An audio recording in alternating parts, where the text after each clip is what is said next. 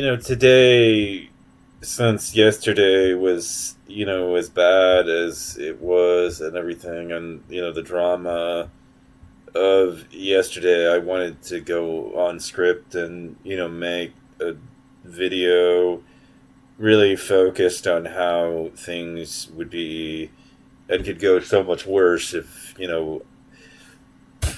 the fact checks that I did, yesterday about, the rape academy happened to be wrong. If I were wrong about that and about how things work, you do realize, right, that like we've had a problem in our society for some time now. In that since we've got like 2 million prisoners in our society, between 2 and 3 million, and our prisons are already overcrowded as it stands, right? We've got massive, massive problems and have had them for a while now and everything. This isn't like a new problem. Our civilization could never process really 62 million new prisoners. It wouldn't be long before the governor, or the court decided, took a look at the prison conditions and issued a violation under the Eighth Amendment, of cruel and unusual conditions, since they were so massively overcrowded and everything, and then order them to change things. And then, the governor and the politicians would be stuck, releasing prisoners, from prison, because 62 million new prisoners is just way. We don't have the capacity to service. Our civilization just doesn't have the capacity to service 62 million new prisoners. It wouldn't be long, like I said, before the governor started pardoning people to make room for new capacity. If that were true, women's nightmares have only begun, as it's about to go from bad to much, much worse. So, if you find I know you find my fact checking of, the stat of 62 million a bit of a pain in the ass, but you should pray I'm right. Our civilization is already having trouble dealing with between 2 and 3 million prisoners. So, let's watch what happens to the system if we, tax it by throwing on, another 62 more million, lockups and everything. Like that would be a serious problem. And, our federal prisons are over capacity, and efforts to ease the overcrowding have basically come to a halt.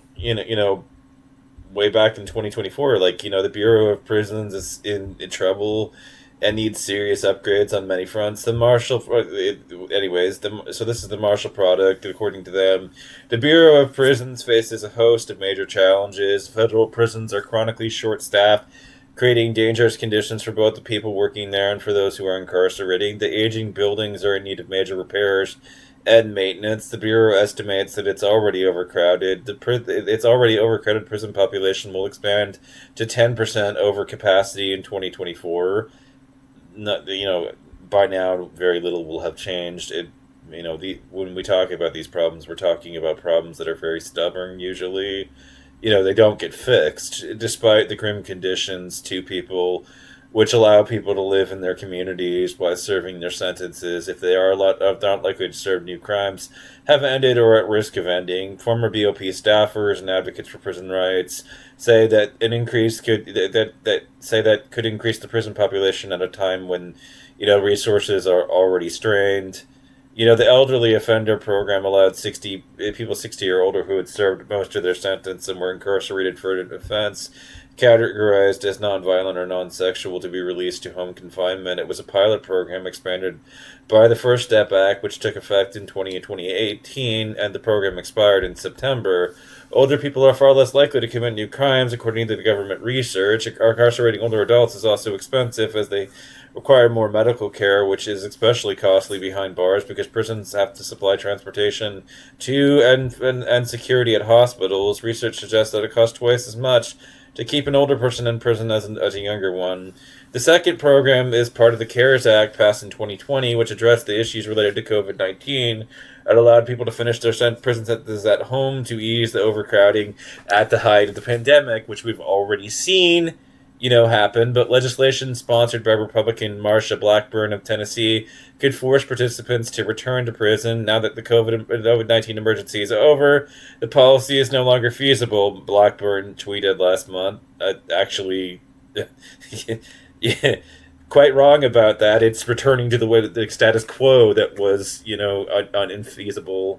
Both liberal and conservative organizations have pushed back against these efforts to send people back to prison, citing data shows the CARES program poses public safety risk.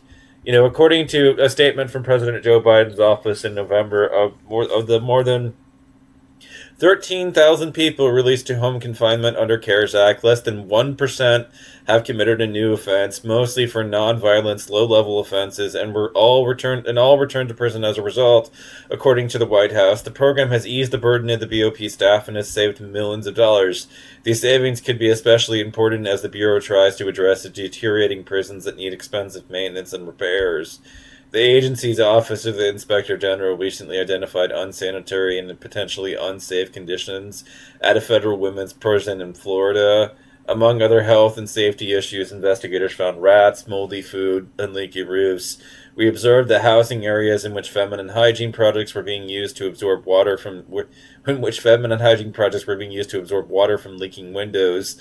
An electrical outlet appeared to have fire damage. A sink was detached from the wall, and a black substance on the wall and ceilings where investigators wrote. The problems are system-wide. Colette Peters, director of bureaus, told lawmakers in November that there was a $2 billion backlog for maintenance and repairs, but over the last decade, the Bureau has received an average of roughly $100 million per year for repairs. As a result, our current infrastructure needs are significant.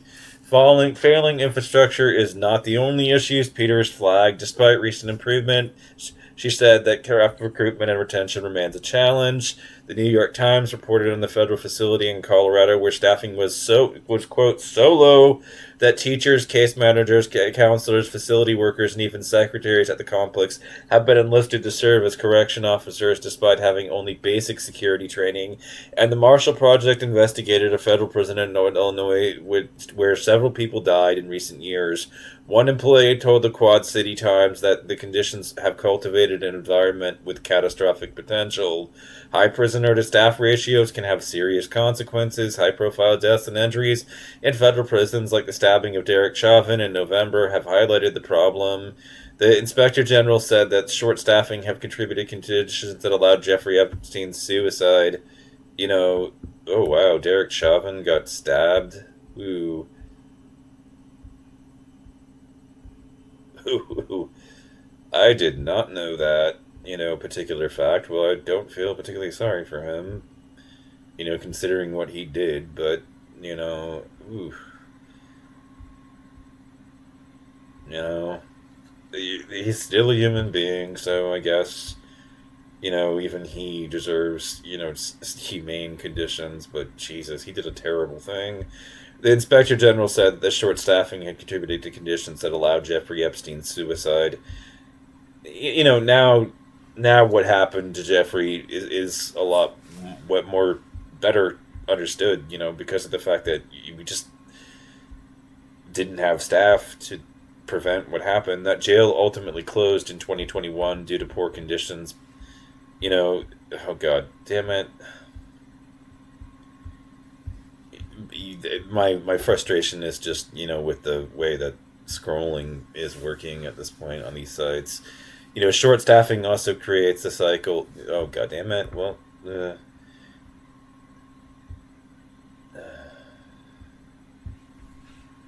but its companion facility in Brooklyn has seen similar issues. Just this week, a federal judge refused to send a man there, citing inhumane treatment. In a letter to Bureau officials in late 2022, Colorado senators wrote about staffing concerns at the federal complex in Florence, southwest of Colorado Springs. The complex includes the only federal supermax prison where 2 homicides of incarcerated people and 6 assaults in 2022. In the letter, the senators estimated that the facility was short by at least 188 staff members. The dangerous conditions create a downward spiral, leading more staff to leave, the senators argue. Fatigue, exhaustion, and low morale have reduced staff productivity and led to more sick leave, retirements, and resignations, they wrote. Short staffing also creates a cycle that can make it harder to harder to release people and ease the burden on the system. The First Step Act allows people to earn credits towards early release by participating in educational programming. But Joe Rodas, a literacy coordinator at the Coleman Prison Complex in Central Florida, told NBC that this program was rarely operational because it had to assist with work usually done by correctional officers. There's no programming, Rogers said. If there's no programming, you can't do the First Step Act. The White House has threatened to veto any law that sends people who were released under CARES Act back to prison. In a rare bipartisan effort, Dick Durbin of Illinois, a Democrat, and Chuck Grassley of Iowa, a Republican, are co-sponsoring a legislation that would revive the defunct elderly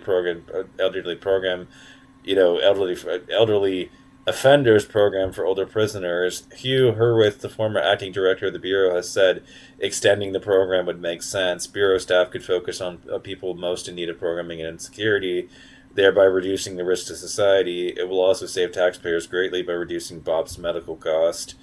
Our reporting has real impact on the criminal justice system. So, the Marshall Project is covering this, and it's very doubtful that things have really improved by now, because even if these problems do get fixed, they always take time, and a significant amount of time to be fixed. And so you've already got overcrowded prisons. And so, if you've got 62 million men that are, plotting to, put drugs in their wife's food and, to put them to sleep and rape them in their sleep, then, huge numbers of these men are going to end up, prosecuted and going, to prison in a system that's already overcrowded and doesn't have the capacity to put all of them away. So, if I know that a lot of people think that, have been upset at the way that we've talked about this,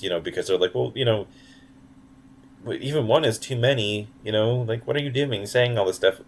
Ma'am, your nightmares have only begun, if those numbers are true. So you should be praying that I'm right, that it wasn't that many people, and that most of the people that went to the site, were consuming legal content, and so that 62 million stat is grossly inflated in an egregious abuse of statistics. Because if it isn't, you don't have the capacity to lock up 62 million prisoners.